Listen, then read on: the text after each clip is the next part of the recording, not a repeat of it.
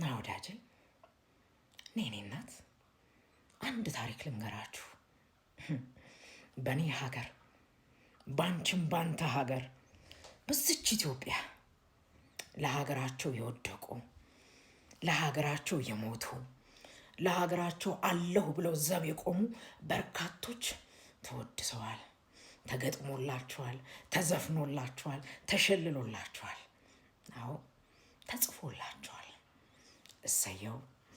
በተቃራኒውም ለትንንሽ አውራጃዎች ሲሉ ጦር ሰብቀው የአንድነት ኃይልንና አንድነትን ተጠይፈው ወይም ባለማወቅ እምቢኝ ላሉት ላመጹት ሁሉ በየቦታው ስማቸው እየተነሳ እንደ ታላላቅ ጀግና ተዘክረዋል።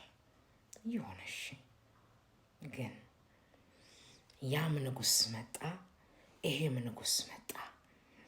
ሲያሻው ራስ ሆኖ ቢያሻው ነግሶ እንዲሁም አርበኛ ሆኖ ለሀገሩ ዘብ የቆመ አንድ ንጉስ ልንገር።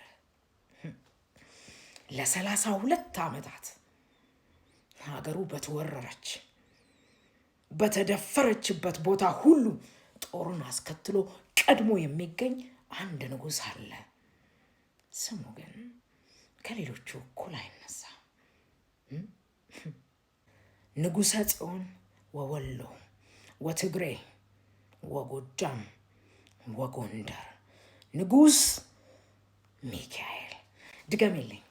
ንጉስ ሚካኤል እኮ አንተም ድገመው። ንጉስ ሚካኤል በላ።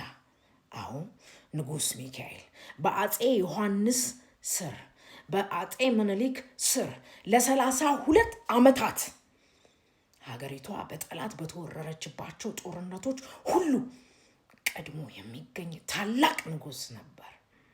አዎ ራስ ሚካኤል።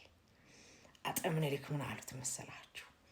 አስተዳደርስ እንደ ራስ ሚካኤል ብለው የመሰከሩለት ታላቅ ሰው ያኔው ራስ ሚካኤል ንጉስ ሚካኤል ይባላል።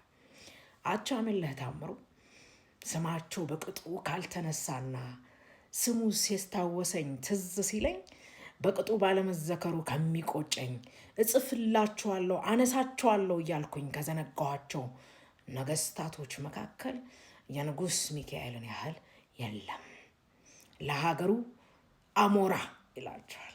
አዎ የአድዋ ጦርነት ብትል ከአዝማቾቹ ሁሉ ቀድሞ ከተገኙት ጦረኞች ፊት የሚነሳው ንጉስ ሚካኤል ናቸው።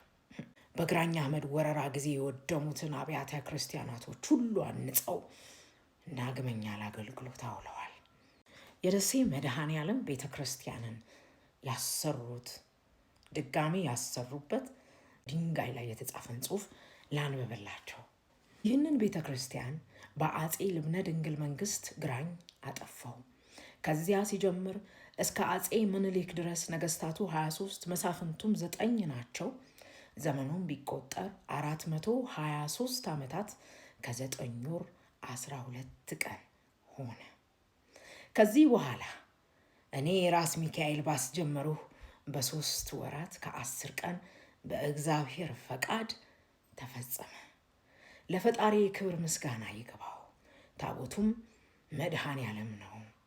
እኔም የተወለድሁት የጥር መድኃኔ ዓለም ዕለት ነው። ልጄ ኢያሱም የጥር መድኃኔ ዓለም ዕለት ተወለደ። ሚያዝያ 30 ቀን 1905 ዓመተ ምህረት ተጻፈ በሚል የመድኃኔ ዓለም የደሴ መድኃኔ ዓለም ቤተ ክርስቲያንን እንደገና አሰርተው ከጨረሱ በኋላ ባስቀመጡት የድንጋይ ላይ ጽሑፍ ይህን አስነብበዋል።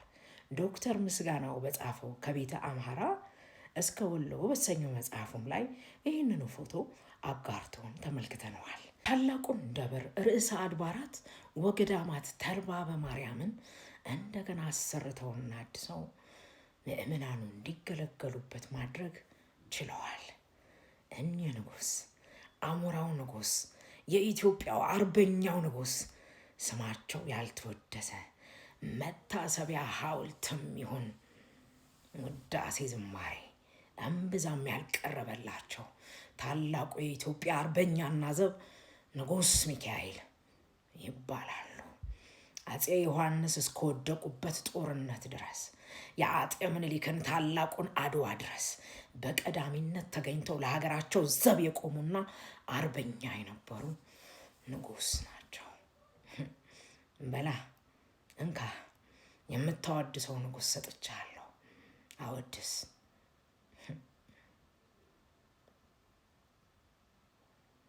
አቻምየለህ ታምሩ ቀደም ብሎ ያጋራውን ጽሑፍ እዚሁ አያይዝላችኋለሁ፣ አንብቡት።